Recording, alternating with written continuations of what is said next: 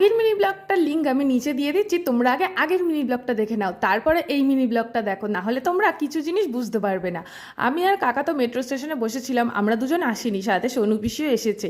আর এসেছি আমরা রবীন্দ্র সরোবরে, এটা আমি প্রথমবারই এসেছি, আমি রাস্তাঘাট কিছুই চিনি না, কাকাই নিয়ে এসছে আমাকে। আর রবীন্দ্র সরোবরে ঢুকতে না ঢুকতে একটু বসতে দেয়নি, ফটো তুলতে দেয়নি, কিচ্ছু করতে দেয়নি, সাথে সাথে বললো আবার চ। আমি বললাম কোথায় যাবো, 10-15 মিনিট ধরে শুধু হেঁটেই যাচ্ছি হেঁটেই যাচ্ছি। আমি বললাম কোথায় না কোথায় নিয়ে যাচ্ছে, তারপরে গিয়ে যখন গাইজ আমি ঢুকলাম দুর্গা মিউজিয়ামে, এত সুন্দর লাগলো বলার মতো না। তারপরে আমি কাকাকে বললাম থ্যাংক ইউ এত সুন্দর একটা জায়গায় নিয়ে আসার জন্য।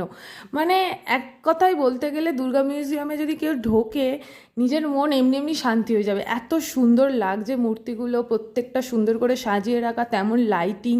অবশ্য ভেতরে কিন্তু বিশাল গরম হচ্ছিল। তো যাই হোক আমরা সুন্দর করে ঘুরলাম, পিসি চলে গেল, আমি আর কাকা মেট্রো করে বাইক করে, আমি ট্রেনে করে বাড়ি চলে এলাম। টাটা।